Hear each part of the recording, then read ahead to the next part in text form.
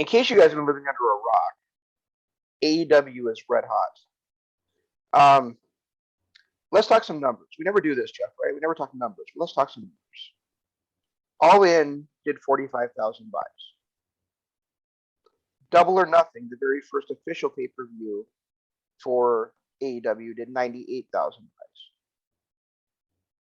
Before this past weekend, before Labor Day weekend, Revolution 2021, that featured the exploding barbed wire death match and the sparkler match, you mean? the return of Sting to wrestling in an actual match, and the big announcement of a legend coming in, which turned out to be Christian Cage, did 135,000 buys. It was also AEW's first Sunday night pay-per-view. The numbers are not even completely in for All Out yet. And just from Fight TV and Bleacher Report, they did over 200,000 buys. That does not count the traditional pay-per-view markets yet. Right. So they are by far going to be AEW's biggest pay-per-view of all time. Do you know when the last time WCW did the last? Let me ask you this differently. Do you know the last time any non-WWE pay-per-view event drew over 200,000 buys? It was Halloween. Had to been WCW. Yeah, 98. It was Halloween Havoc 1999 did 230,000. Was it 99? Okay. 99 was 99 the year with Mysterio and Eddie Guerrero, or was that 98? That was 97. That was 97? Oh, wow. Yeah. And also to put it in more perspective, the most TNA has ever done, the TNA has been around since 2002, is 60,000. So AEW in less than 3 years has done more than 3 times as much as TNA/Impact ever did on pay-per-view. Also, the Go Home show for All Out, the Go Home Dynamite, did 1.047 million viewers. Okay. This past week's Dynamite post show did 1.319 million viewers. They were up 25.98% week over week, which means that more people tuned in, added on to Dynamite this week, than bought the pay-per-view this weekend. That's amazing. That's really amazing. But even going beyond the numbers, guys, my wife has been a pro wrestling fan pretty much her entire life, at least in some aspect. You know, her uncles loved it, so she watched it. Of course, her husband fucking loves it, so she watches it. But she has never once asked me, "Hey, honey, how do I buy this pay-per-view?" And she asked me that on Sunday before the pay-per-view started, and she bought it. Now, did she buy it because I was there and she wanted to talk about it with me? Yes. Did she buy it because she went to All Out in Chicago in 2019? Yes. But mostly she bought it because she knew CM Punk was going to be there. She knew Paul White was wrestling on the show. She knew Christian Cage was wrestling on the show. She wanted to see a rematch from Escalaria de la Muerte.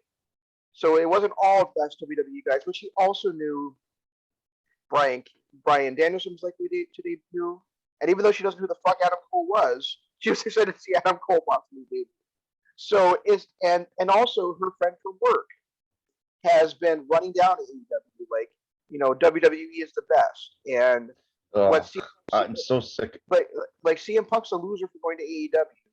And then yesterday morning, he asked her, "Where can I get AEW merchandise?" Guys, AEW is turning people around. It is a revolution, and it's something you have got to watch. But also, I want to say one more thing. AEW is not the only professional wrestling that hit a home run last week. Game Changer Wrestling, also in the Chicago area, did a magnificent job of getting their name out there.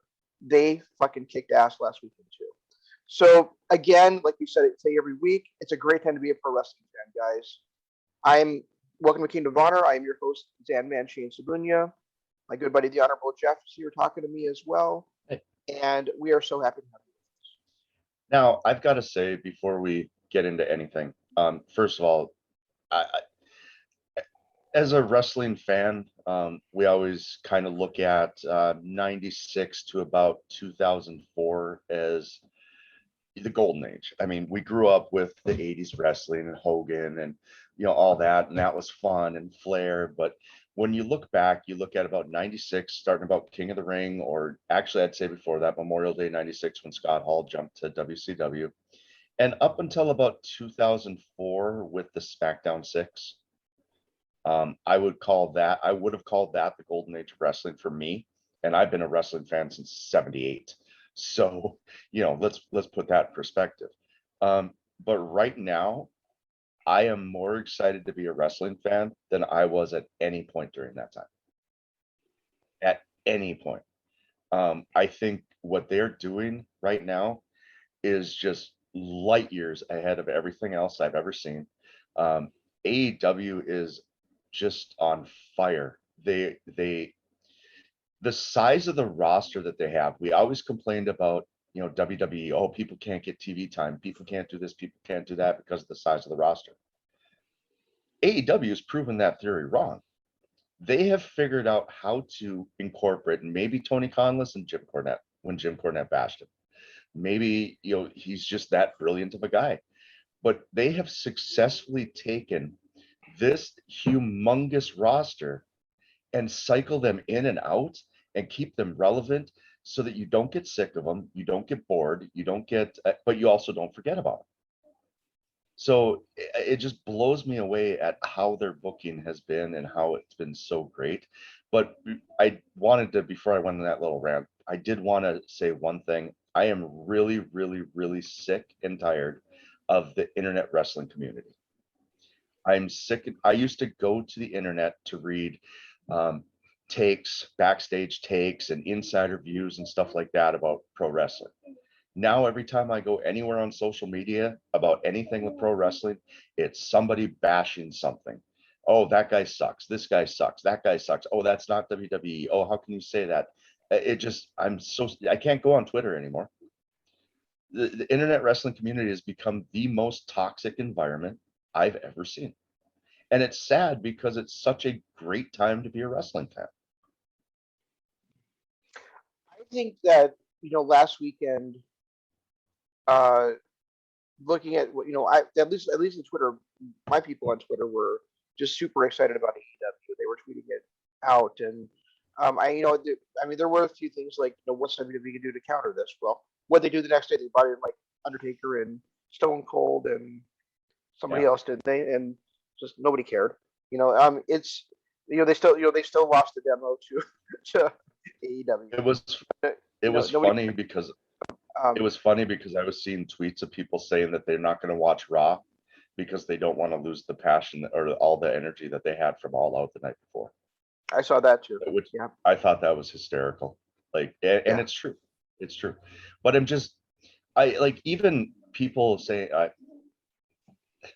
I saw a tweet yesterday that just made me want to, it was like that was it. I damn near deleted my Twitter account. I was just done. But some guy just got on saying, oh, it took CM Punk and Daniel Bryan and who else? Oh, and Adam Cole to finally get some buzz for that company because they couldn't do it with the horrible people like Omega and the Bucks. And then they also put in Sonny Kiss, Marco Stunt, and who else was it? It was some other jobber that never. Oh, Joey Janela was the other guy that they put in. And it's like, I'm sitting there reading that going, first of all, you're an idiot. Because 3 of those guys don't even show up on Dynamite except Marco Stunt, who comes out as a sidekick. 3 of those guys are widely considered the best performers in the world, and they're doing their job. People hate them right now. Why? Because they're doing their job.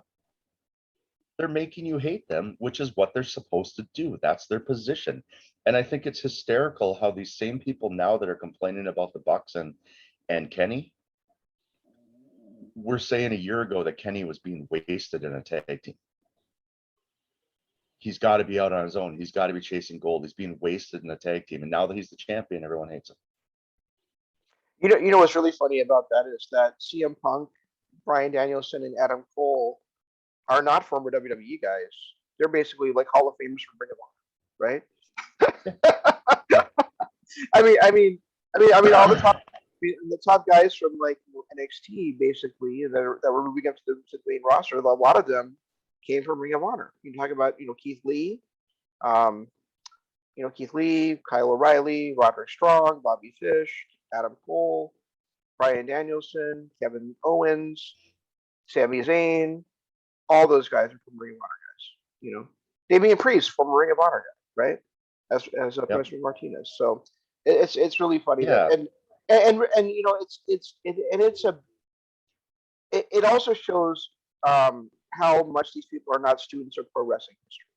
WWE would Right. never have won the Monday Night War if they hadn't gotten Steve Austin from WCW and The Undertaker from WCW and Mick Foley from WCW and Paul Levesque from WCW.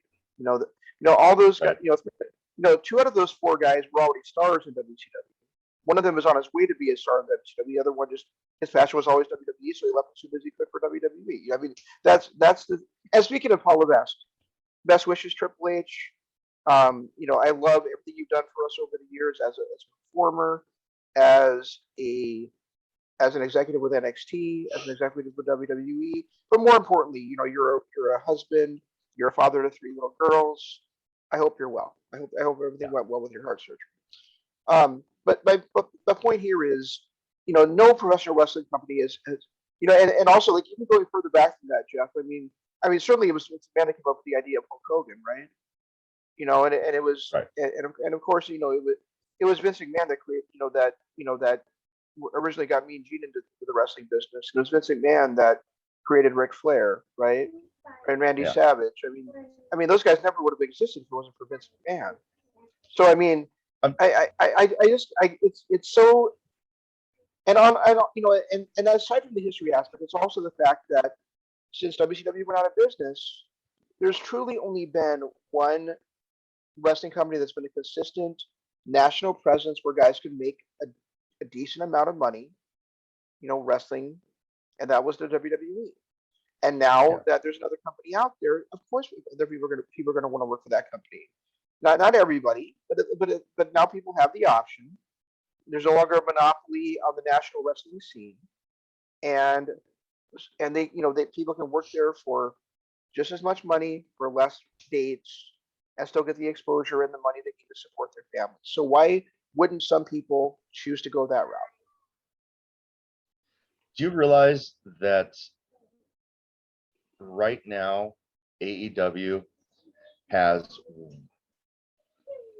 one less true homegrown star than WWE has created since 1996? I guess I haven't counted them. If you think about it, Darby Allin, Jungle Boy, and Sammy, MJF. Well, MJF kind of cut his teeth in MLW, but they've created superstars. Yeah, they were great on the indies and so on, blah blah. But as far as a decent following and big time superstar thing that was homegrown, created by AEW, you have to look at Darby, look at Sammy, Jungle Boy, and I'm forgetting one. There's another guy that I'm forgetting, but Orange Cassidy. Those 3 alone, and Orange Cassidy, yeah. I mean, they had their following on the independent circuit, but they weren't as big of names like when the territories were bought up by Vince. Those were huge names. Jeff, you're missing the biggest one of all. Ooh. Britt Baker. Well, Britt Baker kind of had her name before, didn't she? Because she came from, where did she come from? No. She came from the 80s. You're right. Yeah, you're right. So Britt Baker. So yeah, they've created more stars in the last 2 years than WWE has created homegrown stars since 1996. If you look back at who the big name stars that have never wrestled anywhere were nothing, independents, but were nothing, no buzz, zero buzz about them before they came to WWE, The Rock, Cena, Randy Orton, and Roman Reigns. Yep. I cannot think of another homegrown superstar for the WWE that didn't have a name before he got there. If they hadn't, started big showing him and then finally released him, Braun Strowman, you could add Braun Strowman to that list too, but he's gone. So You're right. Yeah, Yeah, but Braun Strowman's gone. But you could, yeah, you're right. You could have added Braun Strowman there too. Yeah. But I mean, everybody else that they, well, I guess you could say Bray Wyatt as well. Yeah. Yeah. Because Yeah. It's they do such a bad job with some of these guys, don't they? Like right, like Bray should have been bigger than he ever was. Braun should have been bigger than he was. But yeah, I mean, you can't. But at the same time, yes, they did make them into stars and household names, right? So yeah, Bray, right. you got to So, have Bray in there too. But we're talking about a company that's been around for less than 3 years versus a company that's been around for um and if you 50. look at You know? the fact that in 3 years, AEW has created household name superstars, the same amount that WWE has created household name superstars since going all the way back to when The Rock debuted in '97, Right. late '96, early '97. So it just, the WWE has made a history of poaching talent, and people go there because they're the WWE, they're the juggernaut, and that's where they're going to make their household name. That's where but you can't really say that CM Punk, Daniel Bryanson, Seth Rollins, um, Brian, Brian Danielson, Seth Rollins, John Moxley, list goes on and on and on. AJ Styles, weren't superstars before they got Yeah, and I would say that Moxley is probably the lesser of those guys as far as name there of value those three. when they got there. Yeah. But he had such a big run in a CZW. Like he was the king of CZW, and he had Right. internet buzz, and he was talked about quite a bit by the time he got to NXT. But you're right, he was probably the lesser, when you look at him and Tyler Black, he was definitely the lesser known. Um, Yeah, and it's kind of fascinating that that business model has worked so well for WWE, but yet they're going away from it. I mean, right. at least it's heavily rumored that that's that for the most part they're going to be trying to pull people that just have that it factor and train them to be pro wrestlers, right? Yeah. And they don't want to bring in the indie guys anymore. Unless they're like I guess like big guys. But even if they're big guys, I mean somebody like Bronson Reed, he really was on the path to stardom for them, and then they Mhm. just released him, and he was only 32 years old. It's not like he was, or he still is only like 32 years old. It's not like he was up there in age. So, um, but it'll be interesting to see what they do going forward. It's also eye opening that Adam Cole said the night. I don't know if you're watching the media scrum after All Out or not, Jeff, but I Ad, watched some of it. but Adam said, you know, I just, I was at a place that was my dream place since I was 9 years old, and I still chose to leave, and it was still a pretty easy decision for me to leave. Now, granted, yes, he left to go work with his girlfriend and some of his best friends in And the his business, friends, yeah. but still, I mean, for a guy who from 9 years old, his dream was to work for the WWE, to be there for 4 years and then leave, that really tells you something. Well, and Brian Danielson said the same thing. It was such a contrast between him and CM Punk, because CM Punk came out and said he lost his passion for wrestling. He didn't.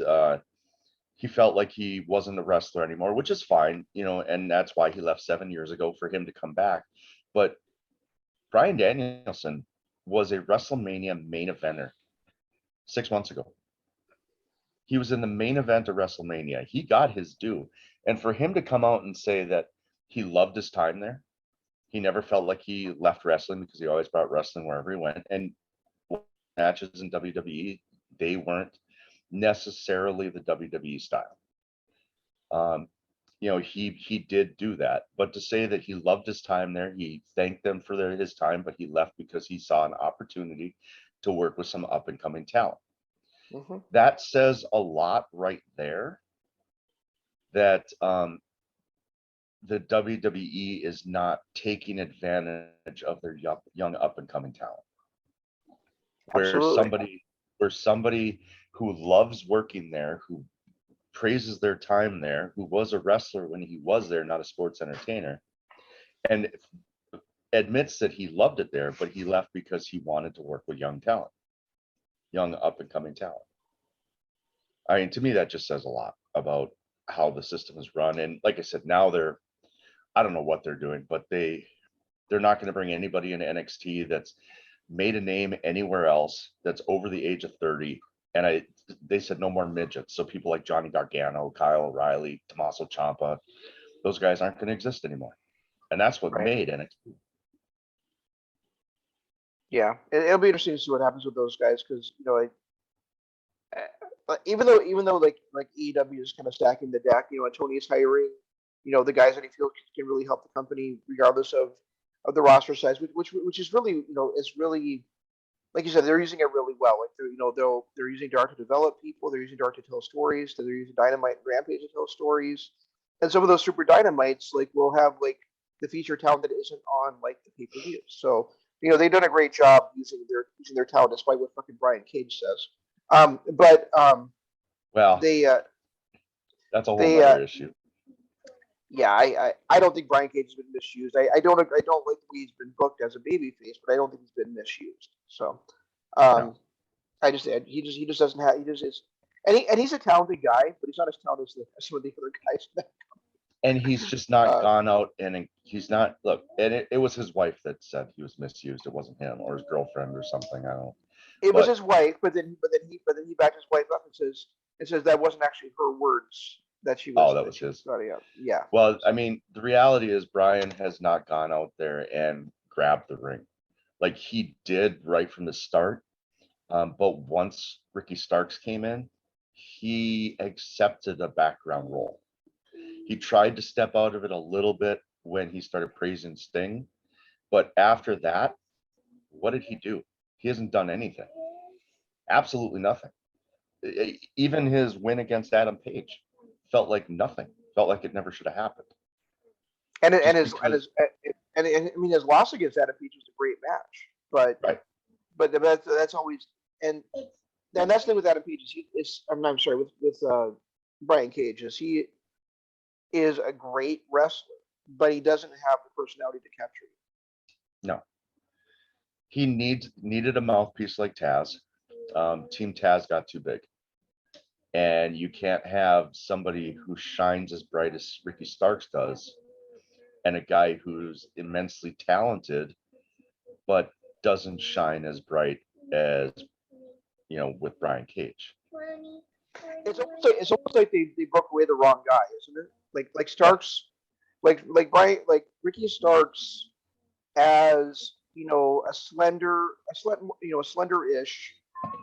charismatic babyface fighting against the powerhouses of Team Taz, would have worked really well. Whereas because he's got that personality to back it up, whereas Brian Cage, just does not, and he's not even really been acting like a babyface at all anyway. Yeah, I mean he's attacking band members and jumping people from behind, and he's acting more of a heel than Team Taz is.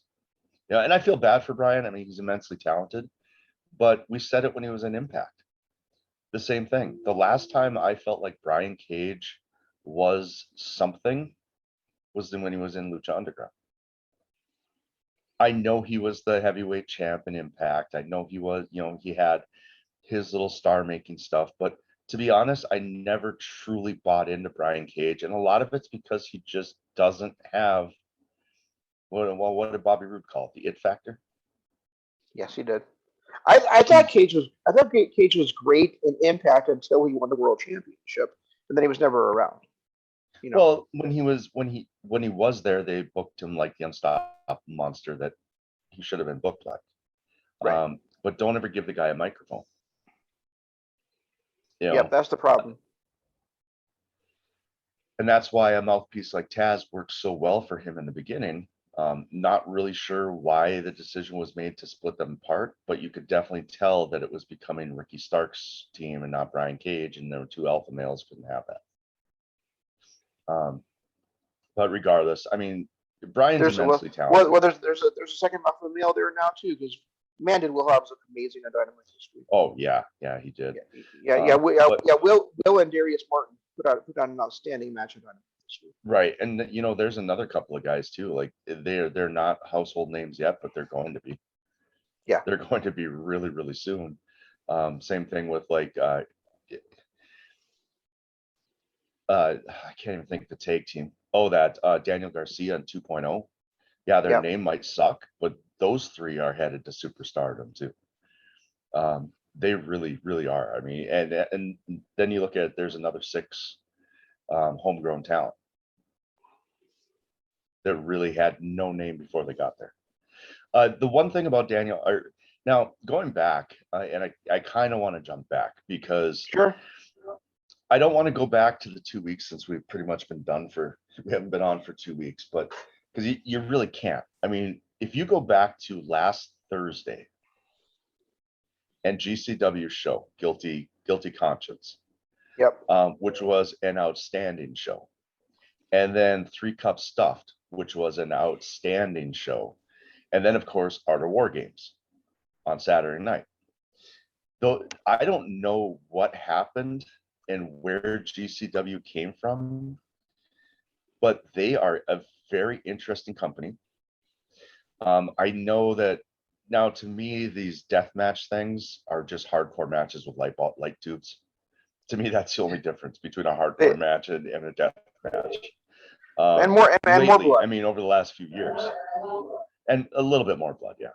I mean, depending on which company's putting it on. But to me, there's really no difference between a death match and a hardcore match. It's Right. just that they have a couple of them. They have a couple of them on each show. But when we go back, I mean, you told me about the Tony Depp and Jordan Oliver, Yep. 2 hour Iron Man match, which was kind of my first exposure to GCW. I fell in love with Jordan Oliver there. Like he was starting to grow on me, but that match like put it to a whole new level. Watching him perform over that 3-day stretch, as well as all of the other people that they have on that roster. 44-0 is RSP. I can't say much more about that guy. He is probably one of the best natural heels I've seen outside of Jay White in many, many years. Many years. It's funny because he showed up on what, Dark this week? Was it Dark or was it Elevation? Both. He's on both. But he retired after that Art of Wargames match. He retired from Deathmatch, so he kind of moved on from GCW. And then I looked at his age and I was like, okay, this is why he's so good. But I'm sad that I never knew about him until I started watching GCW over the last couple of months. Why, how old is he? 37. Okay. It's like, how have we never heard of Ricky Shane Page until now? With a guy that's that good of a natural heel. Like right. his was it, he had a death match. Was it Guilty Conscience? Yeah, it was. It was in Guilty Conscience where he was supposed to have a death match and he kept throwing the weapons aside because he didn't want to give the fans their due, and he threw a bat through the glass and then just kind of ran away. Yeah, and then when he was about to be, like all the guy did was all that Alice Cole did was grab him and was gonna force him into the board with the barbed wire. He tapped out just because he got grabbed. Yeah, that's yep. Yeah. It was such a great performance by him. Such a great performance, and I can't say enough about the performance of all those guys. Like Second Gear Crew, another group I never really heard about, but when you look at them, did you know Eddie Kingston is part of the Second Gear Crew? I did not know that. No.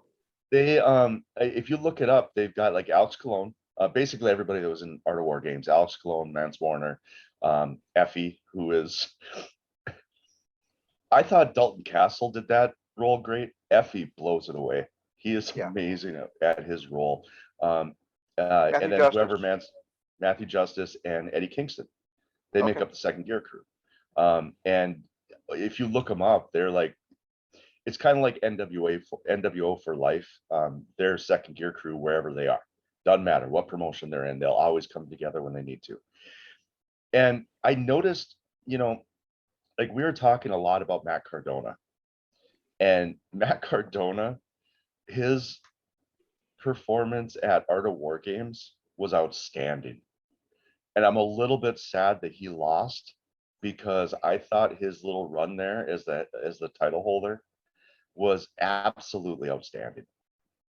Yeah. Just everything he did, his performance, the way he taunted the crowd and the fans, not just in the audience, but on Twitter and on Instagram and social media, and just everything he did was such an asshole that I loved everything about it. But when If you you guys look, if you guys are watching and don't know what we're talking about, Matt Cardona, formerly Zack Ryder in WWE, came in, played his old WWE music, pretended like he kind of pretended like he was John Moxley, and then the next appearance he won the GCW World Championship because 440 interfered for him, and he beat Nick Gage by pinfall. And then he went on to say it was no longer the GCW World Championship; it was the GCW Universal Championship, yeah, and started doing open challenges and turned it into a purple spinner belt. So, yep. It and just he then did. did the Art of Wargames, he in the ring with this purple spinner belt, with a Macho King type crown on, and he had the Macho King sunglasses on, and then he had like a robot, so he looked like a complete walking gimmick. It was just fantastic. Yeah, and he proclaimed himself the king of the death match and everything. It was Yeah. just absolutely phenomenal heel work. And that's if WWE had taken that guy, he would have been a superstar in Mm-hmm. WWE. But they didn't take that guy. If they would have let him be that guy, he would have been a megastar. A megastar. He's that good in his role. And then to see Moxley come in, and Tony Deppen was phenomenal all weekend long. Another guy that just I don't know what he does or what it is about him, but he is so unlikable. He is a very very good kick, isn't he? Yes. So guys, we're talking about how GCW had a home run this past weekend. Not only did they have an amazing War Games match, not only did they have an amazing ladder scramble match that I would go out of my way to watch if I was you guys, but Mhm. Ali Catch and Tony Deppen had a banger of a match. And then after the match, Tony Deppen called out famous comedian Ron Funches, um, who had been commentating on some GCW shows, and they got into it. They got into an altercation, an actual fist fight in the ring, and a match was made for February 17th is coming. No, I'm sorry, February 18th is coming Saturday in Los Angeles. And then at the end of the show, Matt Cardona had an open challenge, and his challenger turned out to be Frank the Clown of Yep. of the husband or boyfriend, whatever, of Mick Foley's daughters. And Noel. Noel Foley's boyfriend slash husband, whatever the hell he is. And he beat him like right really quickly in the middle of the ring. But then G Raver, who had just, I assume, beaten Jimmy Lloyd the night before on Recon Stuff. I haven't Yeah, seen he it did. yet. Yep. Yeah, he did.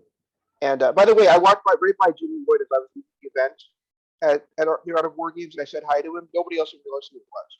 It was funny. So, Walked by who? G Raver? no, by Jimmy Lloyd. Like we were walking Oh, did by he? Jimmy. I said hi, Jimmy. He's like hi, and nobody else noticed it.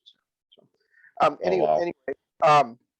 so G Raver comes down with his kind of like druid type people, and he stares down Matt Cardona. He starts backing away. He tells his druids to attack Matt Cardona, and then they all leave except for one of them. And Cardona's like, "Yeah, you get out of here. I'm the king of the death match. You get out of here." And then he backs up, and he realizes he's backing up into one of the druids. He turns around, and that druid takes off, and that druid hits him with a Death Rider. Death Rider. Oh, yeah, you're right. Death Rider. And then he takes off his robe, and it shows himself to be John Moxley. He throws a couple of light tubes down that were left over from the War Games match. Hits him with an elevated Death Rider onto the light tubes and gets the pinfall. and we have a new GCW World Champion in John Moxley, and then Nick Gage's music hits, and Gage comes Well, out. before we get to that, what Moxley did with the Druid thing is exactly what Cardona did to Nick Cage, where he came in as one of the Druids, stuck behind. He started acting like Mox at the Paradigm Shift, and then took the mask off, and it turned out to be Ryder, or not. It turned out to be Matt Cardona. Right. That is what Mox did to him is exactly what he did to Nick Cage. Nick Gage. Nick Gage, yeah. Yeah. Too many cages and pages and gauges. It's like, come on. It is. And then there's a famous Anyway. actor named Nick Cage too, right? So Yeah. he's a pretty. No. So but then go on, because then Nick Cage's music hit. He comes out and challenges Mox. Yeah, he comes out and Mox goes, "I've been waiting for this match for 10 years, Nicky. You know where to find me." And then as Mox is leaving the ring, Gage goes, "What do you mean I know where to find you? You know where to find me, motherfucker. I'm always right fucking here in GCW." And so the match is announced for October 9th in Atlantic City, New Jersey. So guys, they set up two, huge high-profile matches on that card. They set up Tony Deppen against famous comedian Ron Funches. So, well, not necessarily a big, great wrestling match you're going to see. That's setting up a celebrity to be in a GCW ring, right?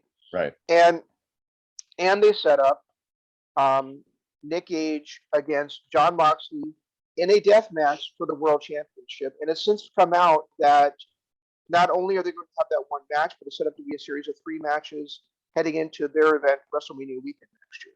So it's really? So they are really, so GCW is really on the rise. And I really do liken them a lot to the way ECW used to be, where people would be like, well, ECW, I don't like hardcore wrestling. That's okay if you don't like hardcore wrestling. They also have some great technical wrestling on those shows too. Mm-hmm. Like Allie Katch is a fantastic technical wrestler, and goddamn is she hot. And Tony Deppen is fantastic both character work and Jordan technical Oliver. wrestling wise. Jordan Oliver. I am a huge fan of Atticus Kogar. They really do put everything. I was disappointed that we didn't get Super Crazy versus Juventud because Super Crazy was having issues getting in the country. But at the same time, that show, I don't know how it could have been any better. It could have been better if that opening match if that young lady hadn't broken her nose like 2 minutes in. But other I can't remember what her name is either. She's 17 too. She's 17 still in high school. So is Billy Starks. They're both still in high school. Yeah. So it's like. And this chick, she had a Cobra Kai gimmick going on. So it was really kind of cool. Yeah. But they and keep in mind too, on the 24th, they've got Minoru Suzuki is going to wrestle in GCW ring, and I can't remember, there was somebody else on that card too. Actually, Jeff, Minoru Suzuki is going to wrestle on their September 18th show as well against Jonathan fucking Gresham. So in GCW. In GCW on the 18th, yeah. My God, 7th? What a the 17th. I'm sorry, the 17th. In the 70s and early 80s, before Vince McMahon started monopolizing stuff, you would have this kind of thing where you had names that would travel territories. We are right now in an era of that again, where people are showing up on the independents. Minoru Suzuki in a GCW ring, that's just mind-boggling. 4 years ago, I never would have thought of seeing something like that. Yeah, so here's the announced card so far for next Friday's show, September 7th. Ready? Okay. Jonathan Gresham versus Minoru Suzuki. Jacob Fatu versus Chris Dickinson. Yes. MLW World Champion Jacob Fatu versus Chris Dickinson. Versus ROH World Tag Team Champion Chris Dickinson. Too Cold Scorpio versus Effie. Atticus Kogar versus Ninja Mac. And Ron Funches versus Tony Depp. Good Lord. They are killing it, right? They're killing it.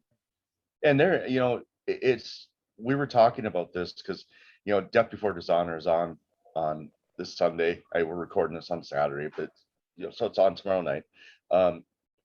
And I honestly didn't even know it was coming up, because when you look at Ring of Honor And the show was originally named, we're Kingdom of Honor.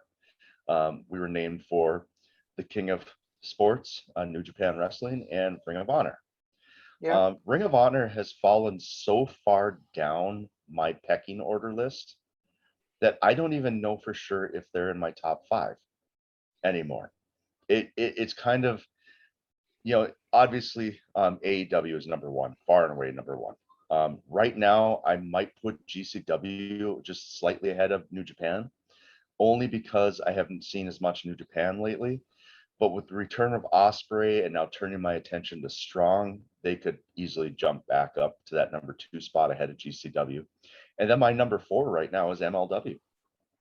And then you've got Impact and Ring of Honor, which kind of flip flop between 5 and 6, depending on my mood for the day, I guess.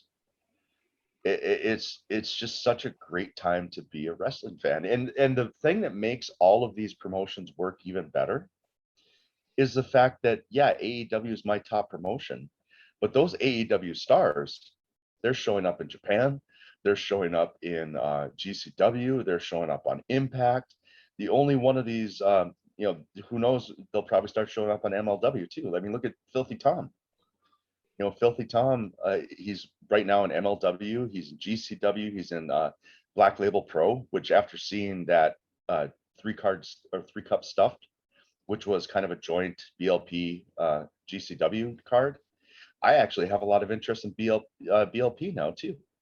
And then you've got Tom Lawler on NJPW Strong too. So he's in kind of working 3 different promotions. And well, part of that package I bought on Fight also was Black Label Pro's Ground Control to Filthy Tom. So that's also available for you to watch if you want to watch that too. Oh, okay. One nice thing too, and it kind of shocked me. And what a great name! I'm sorry. What a great name it is for an event, though, right? I mean, the Ground Control to Filthy Tom. Right. One thing that kind of caught me off guard, because it was funny, because on Friday I watched 3-cup stuffed on Saturday, right. And on Friday I was watching. I was just thinking, I was like, God, a name I haven't heard of in a long time is Alex Shelley.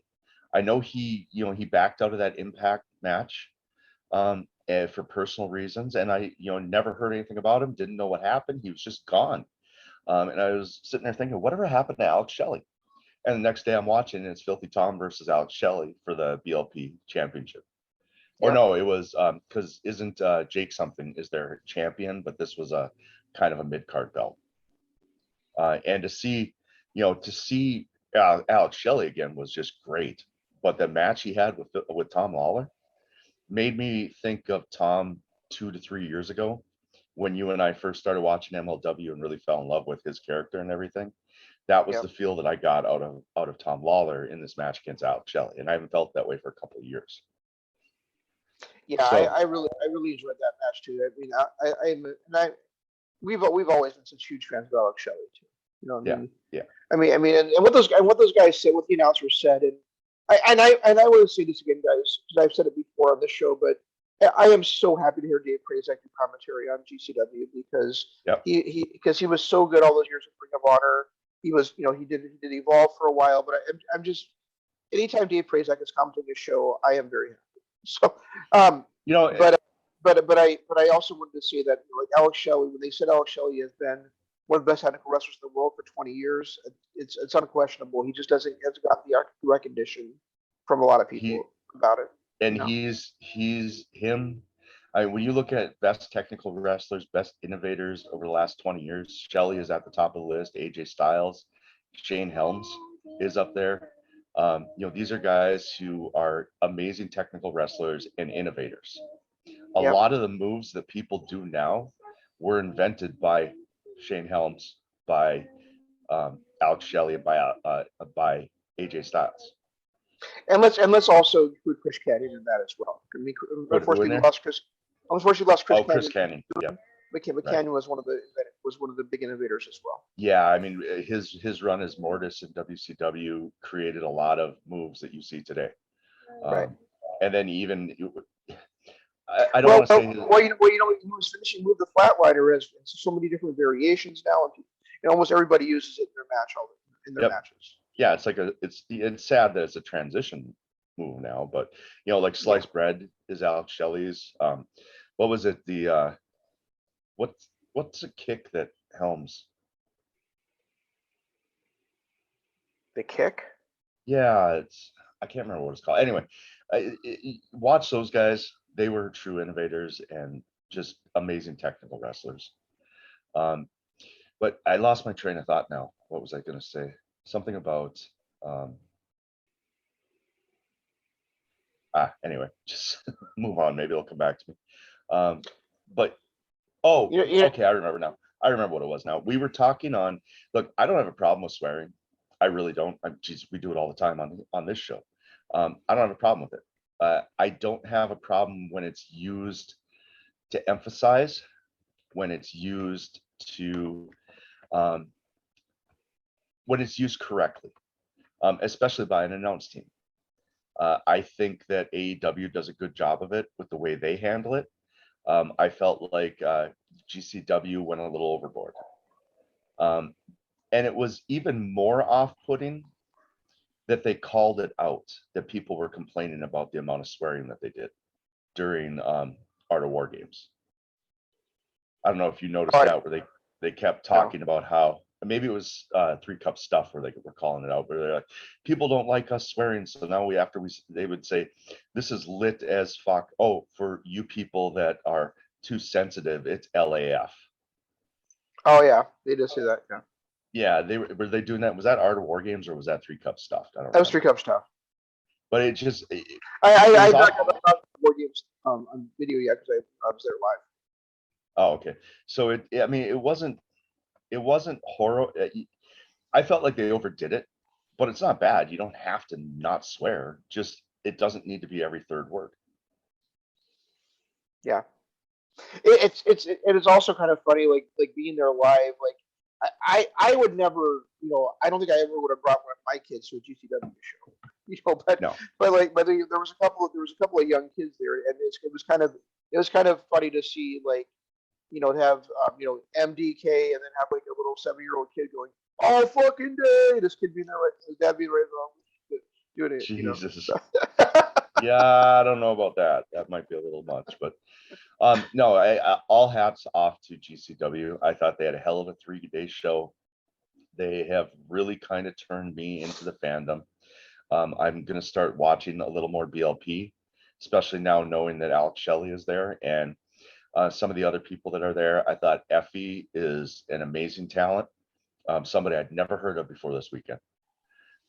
It was nice seeing Mance Warner in his element. I mean, I know him more from MLW than GCW, but it was nice seeing him kind of in his element. Nick Gage, while I'm not a huge fan of the death match because it's just basically a hardcore match to me, I get it. There's a place for it, and he does a great job at it. So I enjoy him. I enjoyed 44-0. I'm glad I got to see RSP and how great he can be. Just having Tony Depp in there, Tony Depp and I have a whole new respect for, something that I never saw in Ring of Honor. I saw in these GCW shows, and GCW hit a home run 3 days in a row. I really felt like they did. I felt like they did an amazing job, and they easily have turned me into a fan of theirs. Awesome. Yeah, and I feel the same way. I mean, I don't mind owing that company some money because I know I'm going to be entertained by what they're exactly. out there. It was about 8 hours of wrestling. I don't expect them to be able to get a national television contract because they'd have to change who they are.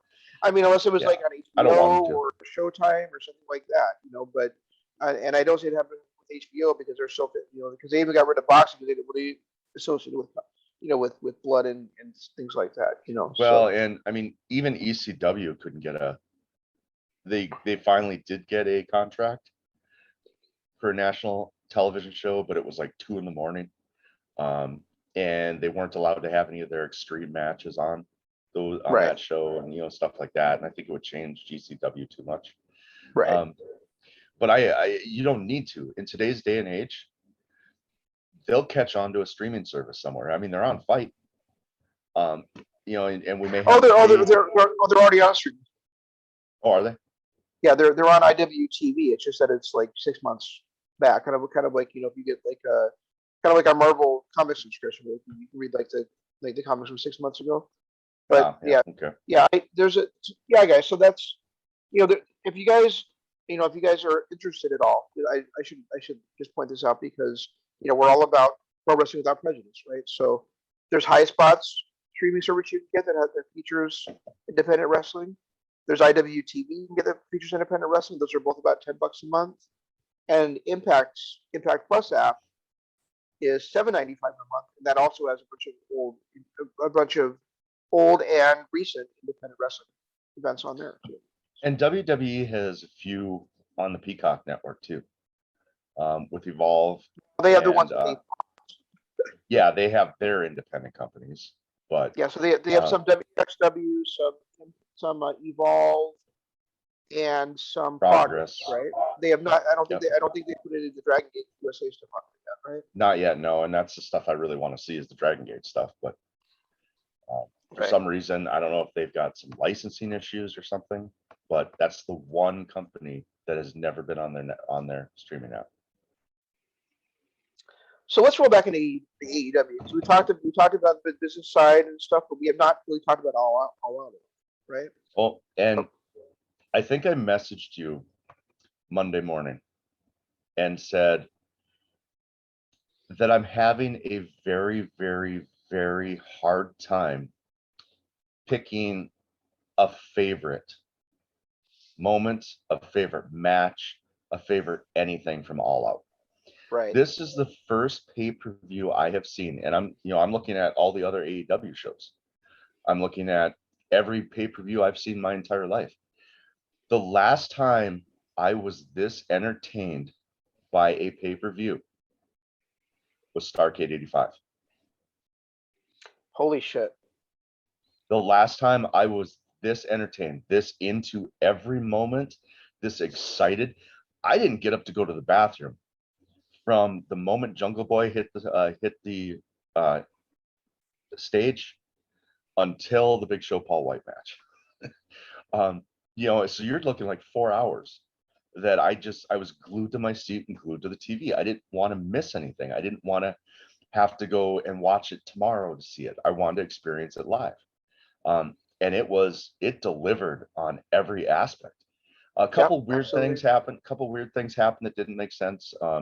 Like you and we've talked about the Paul White match, and we have our differences on it. I felt like it was good because I needed a bathroom break or I would have exploded. I felt like the placement of it was fine for what it was. It was like I think Simon. I watched the ups and downs from Simon Miller on it, and he kind of explained it best. He's like, when you're exhausted and you're working your butt off and somebody knocks on the door and they hand you this delicious drink, and you look at it and you go, I don't really want this delicious drink, but you take it because you feel obligated, and you take a drink and you're like, why, thank you for that delicious drink. I definitely needed that. That was the cool down moment that you didn't know you needed, but it was welcomed because I would have exploded had any more excitement happened. I needed 3 minutes to calm down because it was just nonstop before that. Nonstop.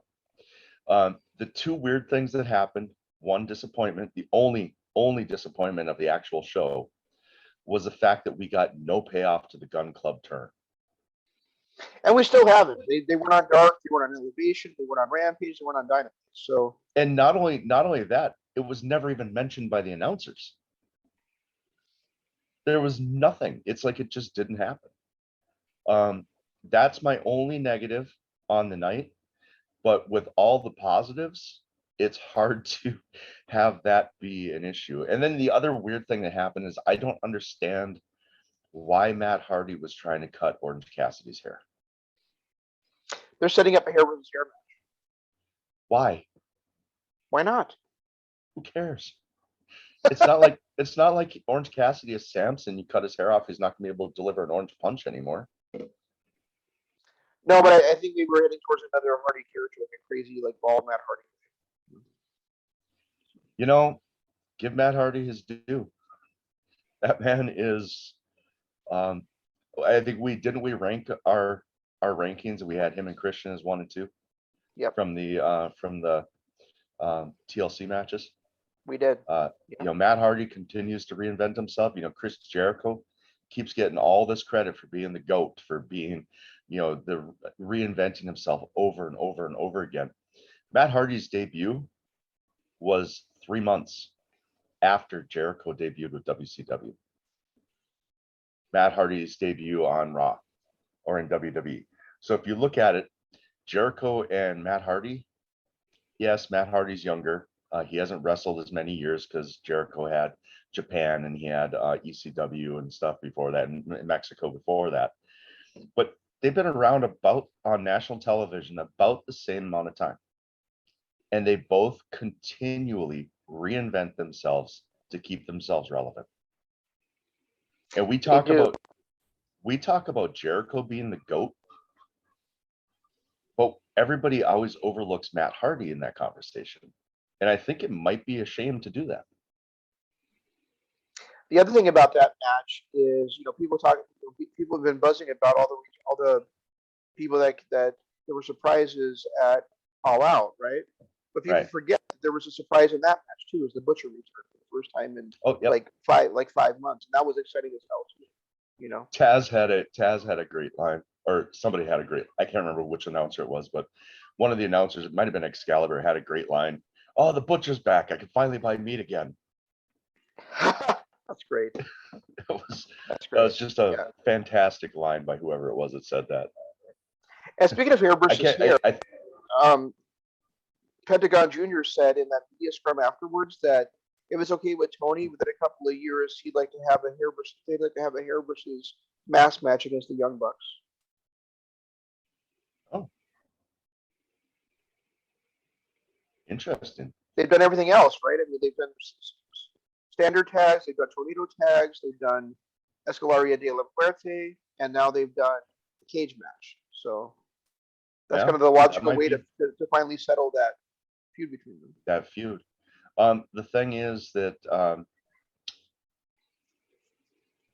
that tag match was probably the best match of the year. Best tag match of the year. Is it better than the Golden Lovers versus the Bucks, which we've kind of both have said is our all-time favorite tag match? No, my all-time favorite tag match is the Young Bucks against Page and Omega. Yep, you're right. That one we did say was better. It's not better than that. Not to me. I don't think so either, because I think Page and Omega, they had so many, and Bucks, they had so many callbacks to friends, like Adam Page doing the chicken wing and the 52 fake out and all that stuff, calling back to Marty Skrull, and then trying to hit a one-winged angel and all that stuff. That was such a great match. It's definitely as much as I love Escalaria de la Muerte, it's still better than, I think it's definitely better than that. It's definitely better than that match. Because, and the reason I say that is because even though I think that Escalaria de la Muerte had crazier spots, this match had better psychology. A lot better psychology. Like you didn't see Matt Jackson just pop up after a super destroyer, right? He had to be, it had to be saved by Nick Jackson. So it wasn't that level of, hey, here's a crazy spot, I'm going to pop right back up. It was actual psychology going on where, and people had to be saved instead of just being able to get right up from death moves. And you talk about psychology and storytelling, and we might get into this a little bit later about how I would personally rank wrestlers compared to the rest of the world, but storytelling's high up there. And you want to talk about storytelling. Does anything get better than Matt Jackson putting on a shoe with thumbtacks in it and Penta diving in front of it to save his brother? Right. That's storytelling at its absolute, like, that's the chef kiss type of storytelling. And then Matt looking at Nick going, look at this idiot. Right. Kicking me in the face anyway. Right. Yeah. But to have him dive in front of it to save his brother, that was amazing storytelling that you don't normally see, like, especially from the Bucks. I mean, I think the Bucks kind of turned my eye a little bit, and they started to become better storytellers and weren't just spot monkeys. In that match against Roppongi 3K, when Matt hurt his back, and then he had that year-long back issue storyline that went on throughout the entire year. I think he was our wrestler of the year that year. Yeah, he was. And a lot of it was because of the fact that they started storytelling. And people that's another thing, IWC, they keep calling them spot monkeys. It's like, if you think the Bucks are spot monkeys right now, you have not watched a Bucks match since probably 2018. Yeah, there was two tweets. There was two tweets on that I saw the day of All Out, or the night after All Out, maybe it was, that I just completely was wholeheartedly in agreement with. Number one is, imagine watching this show and not vibrating. Number two was, imagine still thinking in 2021 that the Young Bucks are only spot monkeys. It's just that people are so into that narrative from 3 or 4 years ago. No, AEW is not just a t-shirt company. They are an amazing professional wrestling company. And the Young Bucks and Kenny Omega are not just guys that do spots. They are masters of psychology.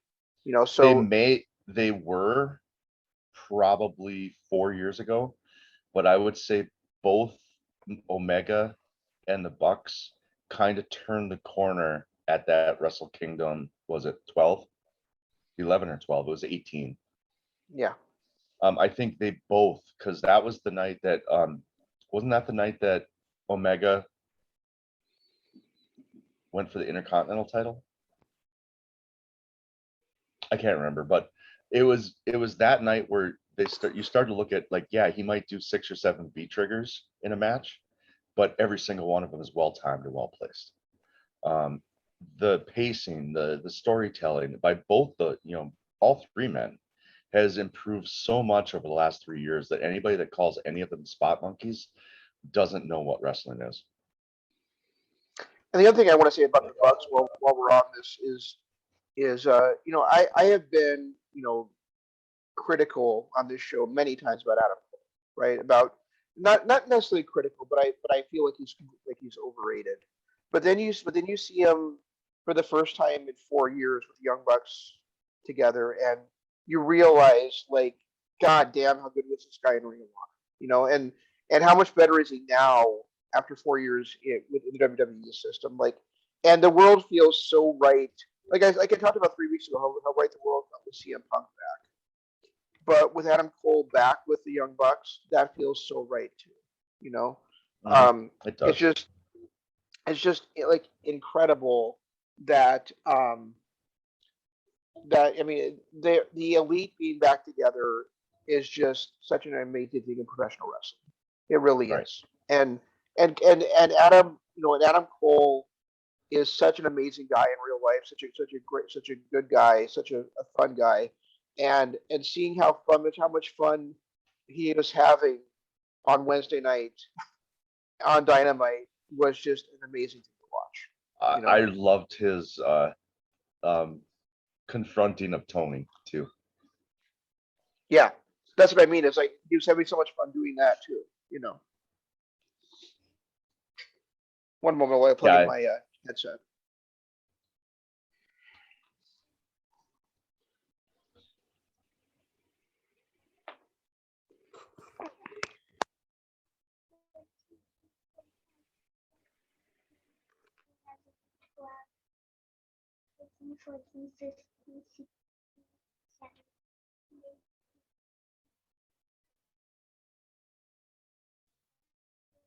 Can't hear you now.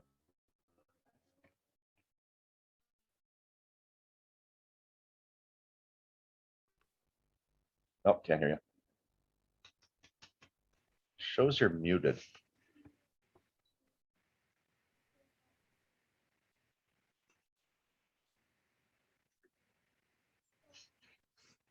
Can you hear me now? Now I can hear you. Yeah. Yeah, apparently I can't charge it and. Oh wait, did it just die? Well, let's see how long it lasts for, I guess. I really can't charge it at the same time. So okay. Yeah, there we go. All right. So, um, yeah, I mean, I thought All Out was yeah. My only complaint was the Big Show. I mean, first of all, I didn't think she needed for the match, but I understand what you're saying as far as the break and him needing to pee and all that stuff. But I feel like if the match was on there, he could at least given some offense to somebody. He could have at least it could Right. have at least but even if he wasn't going to lose the match, he could have at least made like Nick Camarada look good. Didn't have to be QT Marshall, but I mean Nick Camarada, like he's like the bigger guy. He's obviously going to be the star of that factory to me. He could have at least like sold some of his offense. It seemed like being like a complete Paul White showcase, and I don't think that Paul White, 25 years into his wrestling career needs to have a showcase. So Yeah, and I mean another guy that could have gotten a little bit of love from that would have been the guy that knocks people out because he's a former Olympic boxer. Aaron Soho? No, Or no, Anthony no, no. Ogogo. Yeah, Anthony Ogo wasn't even there, was No, and I don't know where he went. He's been MIA for quite a while now. he? Yeah, I don't either.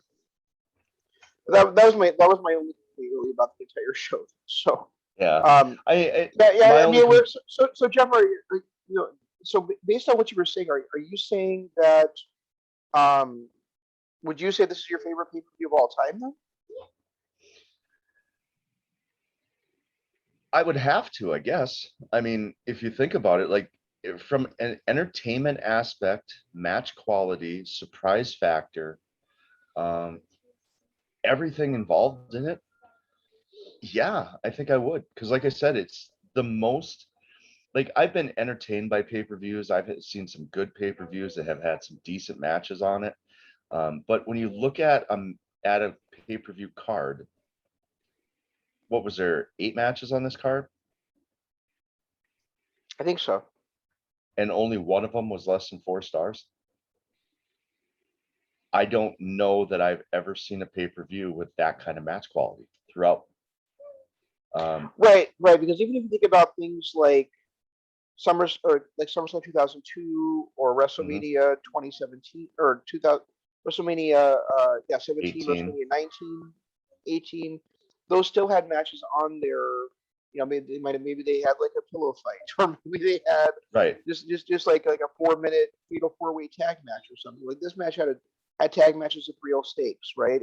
And all their singles matches had real stakes to them. yep, Even the match I was just talking about, like Paul White versus QT Marshall. I mean, that was a guy defending his friend's kid's honor, right, or his friend's honor. right, So I mean, that has stakes to it as well. This was such a well booked event, and also like the 5 surprises that were on there all popped the crowd huge, like yep, Butcher, and then the first big surprise, Minoru Suzuki. Like I stood up like, are you fucking kidding me?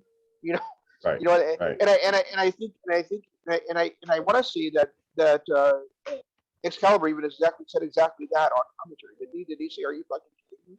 on commentary? I think he did. Um, I don't remember. I'd have to go back. I was too busy marking um, out in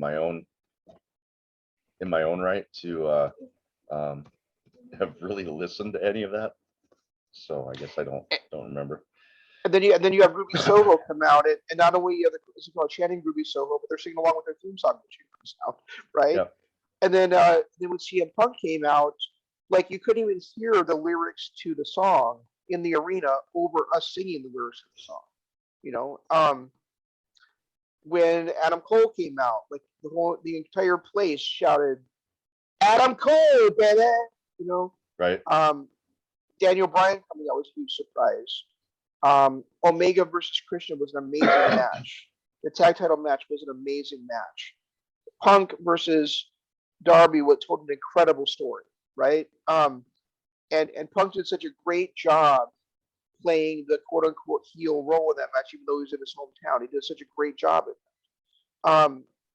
The opening match, of the actual card of the actual pay per view between Eddie Kingston and Miro was fantastic. I mean, there was nothing on this card that wasn't great, like you just said, and the emotions were running high the entire night. I don't know. And I was sitting in the arena. Like when you're in the arena, it's different. It's a different experience, right? I mean, you're always like Right. on fire. But and Jeff, I wish that you'd go to All Out these days. Experience Someday, maybe. so you can experience that atmosphere. But but I didn't have any internet connection inside. I mean, my wife was excited. I could tell from the text I was getting from her. And of course, we all could feel it in the arena. But when I got home and I started seeing the reactions on Twitter, I was like, wow, this really was an all time event. It wasn't just because I was there. And I have a hard. It's difficult for me. I'm always going to be biased because I was there, right. I thought All In was the greatest indie pay per view of all time. I even had it as my greatest pay per view of all time for quite a while. I thought All Out in 2019 was better, but this one, I think from top to bottom, has got to rate as one of, as if not the top, at least one of the top wrestling cards of all time. In my mind, it is simply because, like I said, I didn't leave the edge of my seat for 4 hours, for 3.5 hours. Right. Didn't leave the edge of my seat. Right. Because I didn't want to miss anything. Every match was phenomenal. That opening match with Eddie Kingston and Miro was amazing. And when you think about it, look at all the people that were actually missing from this card that weren't on this. You didn't have Sammy Guevara. You didn't have Cody. Alistair or Malachi Black wasn't on here. You didn't have Pac versus. Could you imagine had Pac versus Andrade El Idolo match been on this too? And speaking of that match, up until the ending, I felt like that might have been the best TV match this year, even going ahead of Omega versus Christian Cage. Yeah, but the ending I don't think was bad.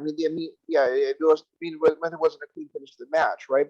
But Christian and Kenny didn't have a clean finish to their match either. True. I mean, but both of them, set up the story going forward, right? I mean, now we've got Chavo basically got basically fired by Idolo, and that's probably setting up Flair to come in to be his mouthpiece. So I mean, I did not have any problem with the way that match ended, and it also sets up a rematch between the two of them too, going forward. Yeah, and I mean, I felt like that might have been my favorite TV match of the year, to be honest. Yeah. That was phenomenal. But could you imagine that being on that card, on the All Out card too? That would have if that had been on the All Out card, then the women's Casino Battle Royale would have been on the pre-show. Yeah, it would have been pre-show then. You're right. And then we wouldn't have got the 8-man tag. So I mean, but still, I mean, it still would have been would have been a great card either way. Yeah, and I think it actually worked out. I think it actually worked out really well that it fell into their lap this way, because it also gave Jungle Boy and Luchasaurus more exposure. And not only that, it gave Orange Cassidy a chance to be on the card. And it gave them a big match for Rampage, right? So I think it all worked out for the best. Not just that, it gave Ruby Soho a proper debut. Her debuting on a pre-show would have kind of come off as more of a letdown. It would have been great for the live audience, but how many people would have missed it because they weren't watching the buy-in show? Right. So I think it worked out great for Ruby Soho too. Absolutely. Speaking and going back to another person that debuted on this event, have you noticed that Bryan Danielson has not said anything about the World Championship? In his two promos, like about Kenny Omega, he said he wants to wrestle Kenny Omega because he thinks, as Kenny keeps saying, he's the best in the world, but he has not mentioned wrestling for the World Championship. You're right, he hasn't. And I was actually going to say something about that. It's like when Christian Cage came in, he did it right. Yeah, he wanted to face Kenny Omega, but he didn't want to do it now. He wanted to work his way up. Right. And then same thing with Andre El Idolo. He came in, challenged Kenny.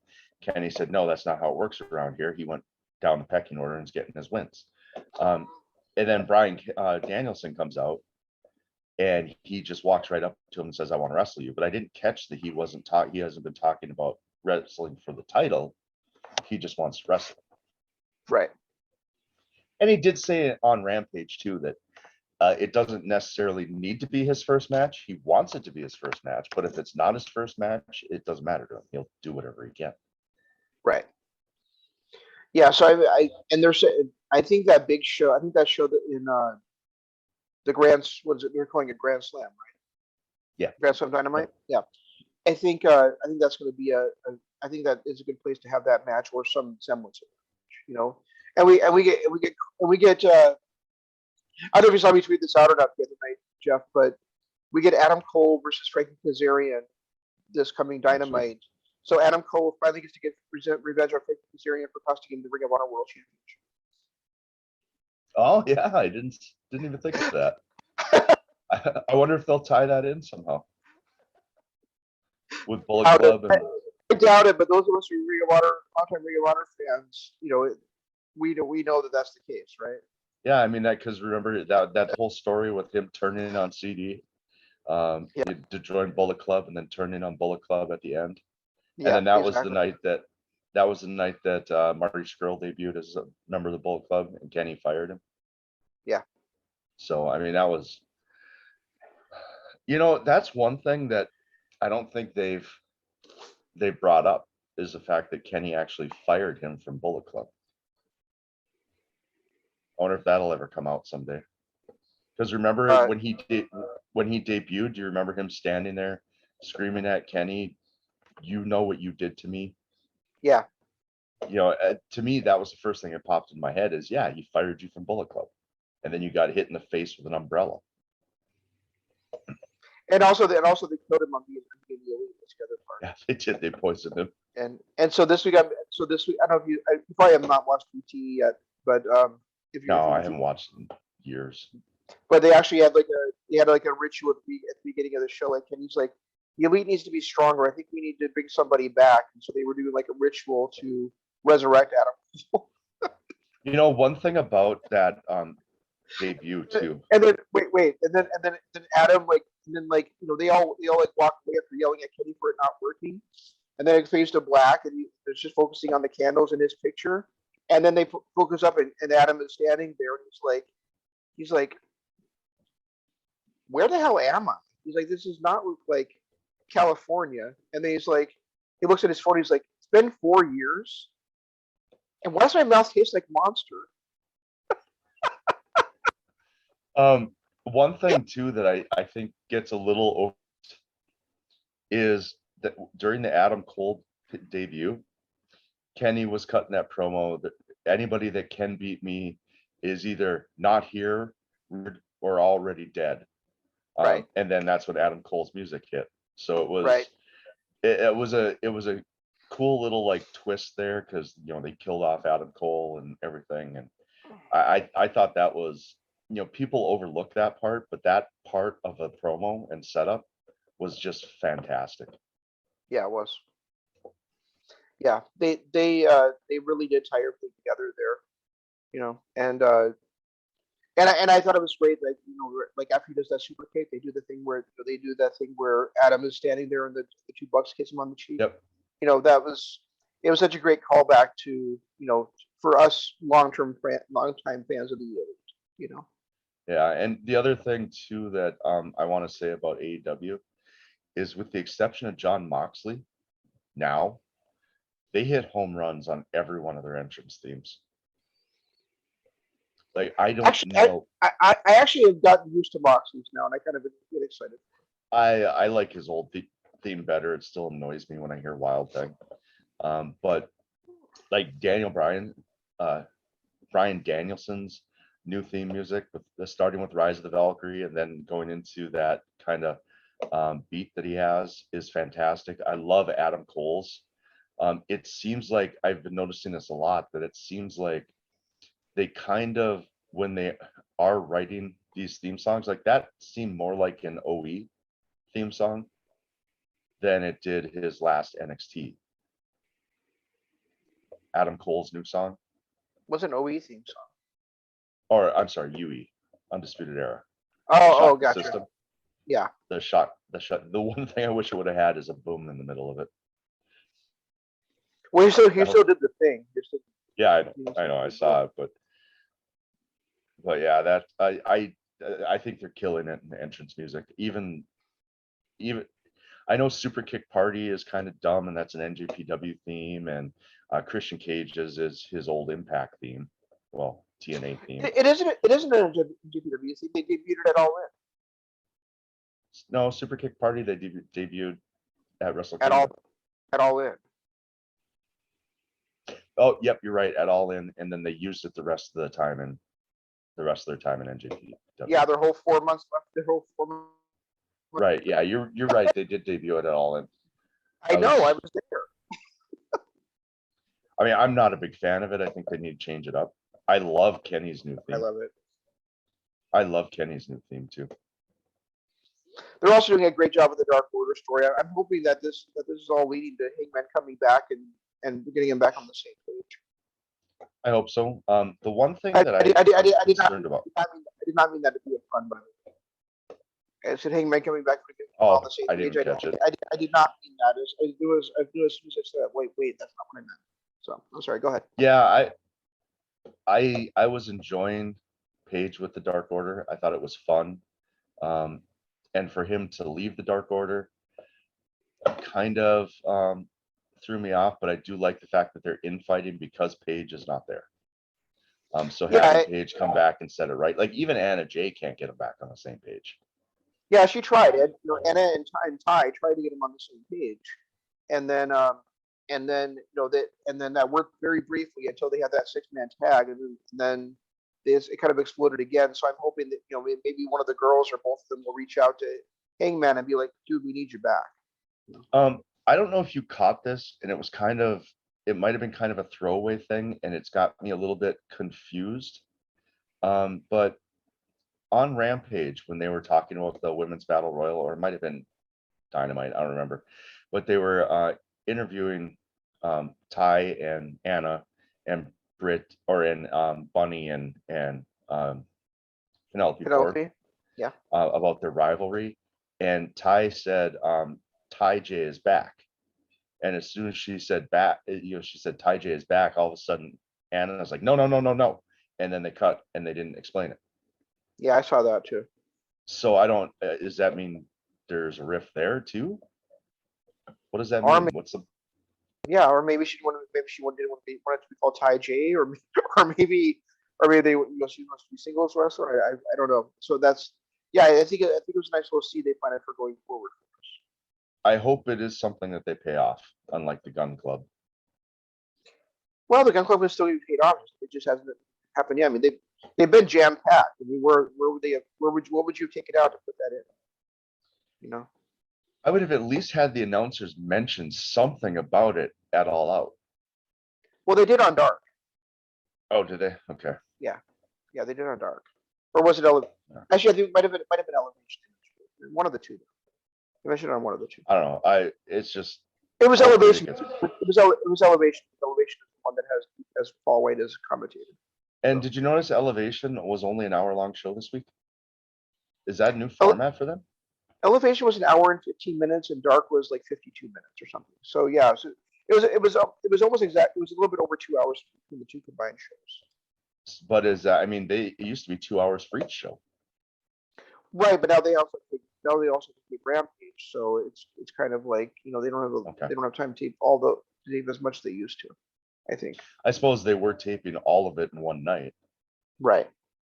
In one day, so which blew my mind that people would be that still jacked for 6 hours of wrestling. And I guess Tony comes out and explains what's going to happen after Dynamite or something. So that's pretty cool too. Oh, okay.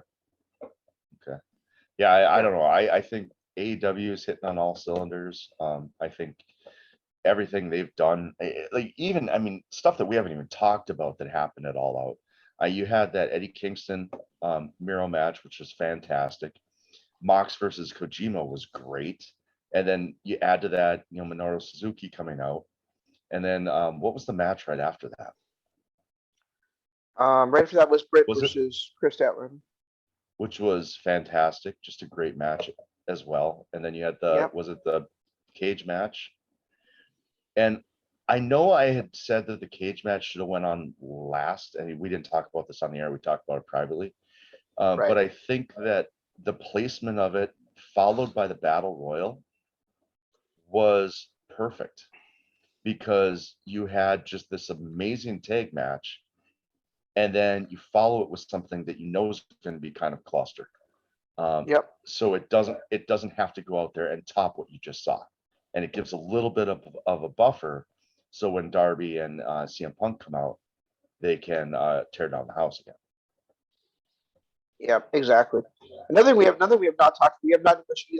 Well, you mentioned Jericho earlier. I think maybe we mentioned MJF briefly as well. But the way that, first of all, the way that MJF came out and got his heat back so quickly on Dynamite was absolutely fantastic. You know, like he comes out and he goes, I beat Chris Jericho 3 times, and then I beat him a 4th time by pinfall, and then the referee screwed me. And then they start talking. Then he starts talking about Cincinnati. Starts talking about Aunt Linda. Starts talking about Brian Pillman's sister, Brian Pillman Jr.'s sister, and then Brian comes out and he starts talking about Metheny, and he tells him that he should have been swallowed with all his other brothers and sisters. And then he's like, it's just too bad for me. Your mother didn't do what she should have done with you, which is have you aborted. I mean, God, MJF was on fire. Which was what she did with all her other kids and swallowed. Yeah, like I said that too. Then he also said she should have had an abortion. He said that after. Oh, did she? Okay, I guess I didn't catch that part. Yeah, and he did such a great job, getting the heat on him, but also like Ryan Pillman Jr. We've been waiting for 2 years almost for him to get to this spot where he can actually become a single star. And Brian, this was a great moment for that. They did a great job on Rampage, associating him with John Moxley because they're both Cincinnati guys. And I think Brian Pillman Jr. did a great job of maximizing his minutes this week too. The one thing too, and I want to get your take on this from the MJF Jericho. Yeah. MJF did such a great job of trolling the audience with the Jericho countdown. Yes, he did. I know sitting at home, I was going, oh, we're going to get a little nostalgia Jericho bit, where I was thinking he was going to come out with the glittery, glowing light up jacket again and do his signature pose after that he did on Raw back in '99. How did you guys react in the audience? Yeah, the crowd was like, we were all kind of.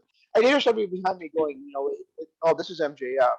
So he had actually called it, but yeah, we like watched the countdown go off, and then when it flipped over to Jericho's last match, the whole crowd just started booing. He did such a great job of trolling the audience. That was fantastic, just fantastic. And I got text from my wife immediately, and the text said that was dirty.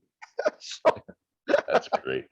And speaking of the ending of that match, I know a lot of people are going to be upset. It was a dusty finish and all that stuff, Dusty Rhodes finish. But I thought it was done to perfection. And if you look at it, and MJF kind of called back to it in his promo when he berated Wardlow, that the only reason why he lost that match was because Wardlow came out, then Hager came out to stop him, and there was a second referee out there to catch the foot on the rope. So it was it was a foot on the rope, wasn't it? Yeah. So had Wardlow not come out there, and to me, this whole thing is a really great storytelling bit too, where fans at home aren't thinking about, the normal fans not thinking about this, but the fact that Wardlow essentially cost MJF that victory because he came out, which drew out Hagar, which drew out that second referee to catch the foot on the rope. And then for him to. But if Wardlow hadn't come out, he wouldn't have been able to get to grab Floyd to hit Jericho with it. No, true. But it was just, to me, it was a great callback for him to say, you know what you did last night. Not really pointing it out, but kind of that little subtle undertone, because had he not come out, yeah, he wouldn't have been able to hit Jericho with Floyd, but he also wouldn't have lost the match. Because the only reason he lost the match was because that second referee had to come out to break up Hagar and Wardlow. I thought that was a great job, a great way they redirected hit that those, so they're not like dwelling on the crowd. They're not dwelling on Jericho tapping out, or I mean MJF Right. tapping out. They shifted over to Brian Pillman. I thought the other thing they could have done would be having come out there just completely like berate Aubrey Edwards, Yep. like berate, or have like, and then like have Wardlow attack her or something like that. I also I, like how, and and also like the other thing I've been thinking about this with AEW is it really feels like the Pinnacle is more loosely associated than they are actual stable, doesn't it? Like Yep. it feels like Wardlow and MJF are still a thing, and it feels like the guys that Tully Blanchard has managed are still a thing, but it hardly ever feels like they're all one big stable. yeah, and the other thing too that I've noticed over the last week, is that they're moving away from Inner Circle versus Pinnacle. Yeah, which is good. Because now Sean Spears is getting into a thing with Darby. Darby, and MJF is kind of moving a little more towards Pillman, and the eventual breakup between him and Wardlow, which they've been planting that seed for about 6 months now. So it's nice to see that the Inner Circle is kind of moving away from Pinnacle, moving away from this 2-year freaking storyline with MJF. Yeah, it's I don't know. I'm just so into AEW right now. Yeah, I am too. I like I said, I think everything they're doing is gold. I think the little subtle things that they do, that a lot of people don't notice, like that, like MJF calling back to the reason why he lost the match the night, on Sunday night, and just little things like that are done so well. The only, Tully, I don't think Tully should have a microphone anymore. He's just not. He's not as good a promo as he once was, and it just, I don't know. It just felt weird, his promo. The one thing though that kind of made me laugh is when he was telling Sting that Sting has relied on the numbers game his entire life and relied on cheating and all this stuff. I'm sitting there going, dude, you were a horseman. That's all Yeah. you ever did. Yeah, that was obviously complete lies, because Sting Right. has never relied on the numbers game. It's always been It was the always guys. Sting on the other end of the numbers game from Tully and the Horsemen. Exactly, and Sting's big fault has always been trusting people he shouldn't trust. Right? It's never been have the number. It's never had the numbers. Right, right. Even when there was a use of attitude, they still weren't able to take on the Horsemen. And that only lasted for a couple of weeks. So Right. Yeah, it was a weird little promo, but anyway, I don't really have much else. I think we've covered pretty much everything. we have, other than the one thing we're going to mention was that, unfortunately, like the one company that doesn't seem to be able to get any traction because they have not joined this kind of alliance is Ring of Honor. Right. I mean, there's some Ring of Honor people showing up at GCW, and Chelsea Green has shown up in Impact, but I mean, really, I think Ring of Honor would be wise to talk to Tony Khan and say, hey, we changed our minds. Can we do something together? Because otherwise, I mean, Yeah. Ring of Honor is just kind of falling by. I mean, they're still doing some fun stuff, but like, I mean, I really have no interest in fucking Bandito as a world champ. Yeah, I don't either. And now the fact that Rush is hurt, and out for who knows how long. I mean, yeah, Jonathan Gresham will be on the GCW show. Like you said, Chelsea Green shows up here and there on Impact. But even now, since Matt Cardona hasn't been there, she's not showing up there either. I do wish, I mean, yeah, we get the Good Brothers every week on Dynamite, but I do wish there was a little more of, some of that cross branding like there was right away in the beginning. I saw a tweet earlier this week that made me laugh. It's like, it was like conversation between Moxley and Tony Khan. John, who do you want to feud with next? NJPW. Anyone specific? NJPW. I'll make it happen. Because he's literally feuding with NJPW now. It's like just Yes, he whoever, is. anyone doesn't care, whoever, NJPW, bring him over this feud. Yeah. So, the Ring of Honor, like we mentioned before, Dishonor is tomorrow night as we're recording this. I don't know when I'm going to watch it because I still have last week's NJPW shows to watch too. So. Yeah, and I just realized I have a Ring of Honor match I do need to go back and watch. Yes, you do. Matt Taven versus Vinny. Which I thought was supposed to be here. Now, when I'm looking at this card, Gresham versus Woods looks great. Briscoes versus OGK looks really good. This Bandito, Brody King, Flamita, and EC3 as a four-way for the Ring of Honor Championship.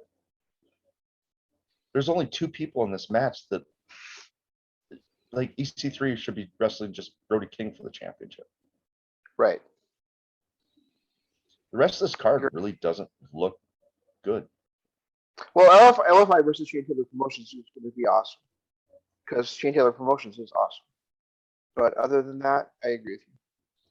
Well, Lee Moriarty, he's going to be on. He's been on Dark a few times lately. Oh, Lee is on this show, isn't he? Yep. Unfortunately, he's in against Violence Unlimited. Yeah, Dickinson and Deppen. But yeah. Yeah, this card just doesn't even look good. There's like maybe two matches that I'd want to see. Maybe two. Yeah, I mean, I'll watch it eventually. I'm just not sure. Like I said, I'm just not sure when I'm going to get to it. I almost certainly won't watch it live tomorrow. If it and that I blah blah blah blah. My wife is probably going to be home late shortly before the show starts, and I want to spend some time with her. So, I might watch it here and there over the next week or so. Who knows? But next week I'll be at the Down concert, so we'll be doing the show next weekend either. Exactly. So, where are you going to be next week? I will be in the city's Senior Shinedown concert. Oh, that's right. Okay. So I guess this will be the last show for another week or so. No, we'll try to get the show about that John Woo movie. What's that one? Malignant. Malignant. There we go. And then we do still have Doom Patrol, or not Doom Patrol. I'm sorry, Titans. The last 4 episodes. I never did for that show. Yeah. I just said John Woo. I just said John Woo. James Woo, not John. James Woo. And then of course James Wan, not John. Yeah, whatever. So somebody. All right. So if you anytime like this, please hit the like button, subscribe button, ring the notification bell, and that is all I have. Thank you guys so much for watching. Until next time, this is Shane saying long days, pleasant nights, and Jeff saying goodbye.